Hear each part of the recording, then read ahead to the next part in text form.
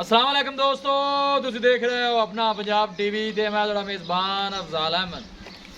सब तो पहले अपने चैनल को करो सबसक्राइब ते नाल ही लगी हुई घंटे को दबाओ क्योंकि साडी लेटेस्ट और बेहतरीन वीडियो साढ़े दोस्तों तक पहुंचे सब तो पहले। लो जी दोस्तों, जिस तरह तुहानूं पता है कि अपना पंजाब टीवी वीरां वास्ते रोज़ कोशिशां करदा है कि अच्छे तो अच्छा जानवर और मकूल रेट ते जानवर लैके आइए। रोज़ इधर अज भी जनाब एक दूजे झोटी की वीडियो लैके हाजिर होए। सब तो पहले मेरा कैमरामैन तुहानूं झोटी दिखाएगा तो मजीद गलबात करांगे मालिक दे नाल।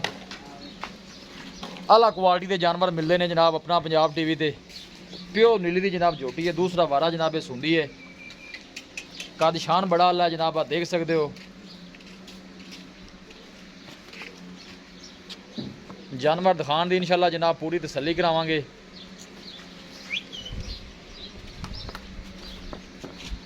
देखो माशाल्लाह पुट्ठा कितना चौड़ा जनाब, एक गड्डी की मझ है।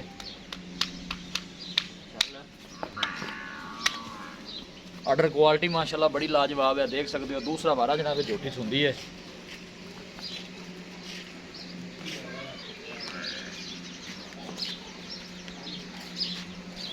पुत्र वापस इनवाइन टोरी मत्थे ते जनाब सफेद चीन लथा है जनाब, चूर कुंडा सिंह लगे है, पूरे जनाब जिसम के पसम है माशाल्लाह।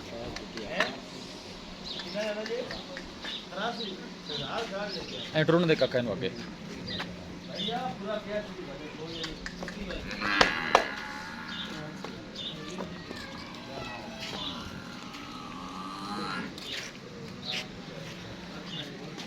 पतली बरीक चमड़ी है जनाब, आप देख सकते हो। दिन वाले जनाब कढ़ दी है।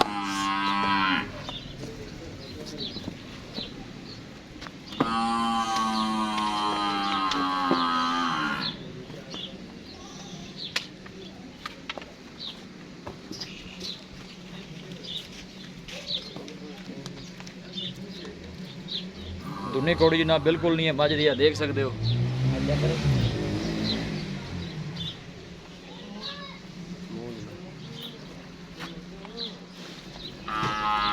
माशाल्लाह बड़ा खूबसूरत है, लाजवाब जानवर है, प्योर जनाब नीली दी है। अल्लाह के फजलो करम के नाल अपना पंजाब टीवी की टीम इस तरह ही जनाब मेहनत करती रहेगी। चूर कुंडा जनाब झोटी नूं सिंह लगे, दूसरा वारा जनाब सुंदी है माशाल्लाह।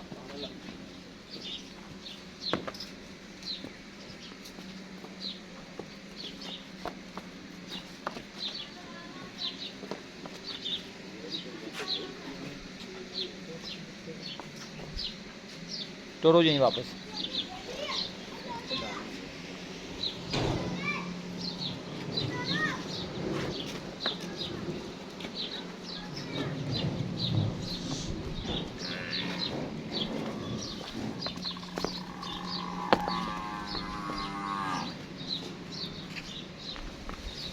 माशाल्लाह बड़ा खूबसूरत है, लाजवाब जानवर है।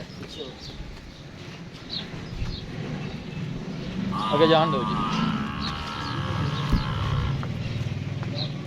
ऑर्डर क्वालिटी माशाल्लाह बड़ी लाजवाब है, देख सकते हो। सूह तक जनाब माशाल्लाह झोटी ने हवाना लाया है जी। शील भाई इन्होंने कराया बहुत गाढ़े हुए जनाब जानवर वेखने को मिलते हैं। भाई तो खलोन दो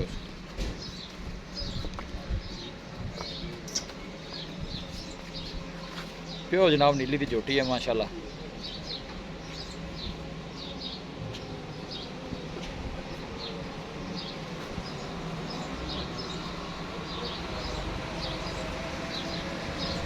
लो जी दोस्तों, झोटी दिखा दी है तो मजीद गलबात करने मालिक के नाल कि इन्हें डिमांड करते हैं, कि इनका हिसाब किताब है। जानवर माशाल्लाह बड़ा खूबसूरत है, जिन्नी भी तारीफ की जाए उन्नी घट है जी।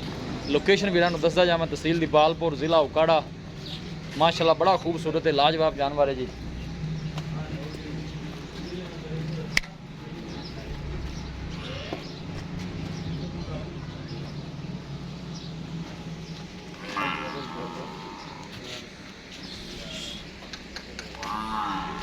ए पुट्ठा देखो माशाल्लाह कितना चौड़ा है मझ दा, एक गड्डी की जनाब झोटी है। दुनी कौड़ी तो जनाब बिल्कुल फाक है। ठीक है भाई जी, बनो तो आ जाओ जरा मेरे को। इन्हें कोई प्यारियां या मिठियां या कोई चार गल्लां कर लीए आप।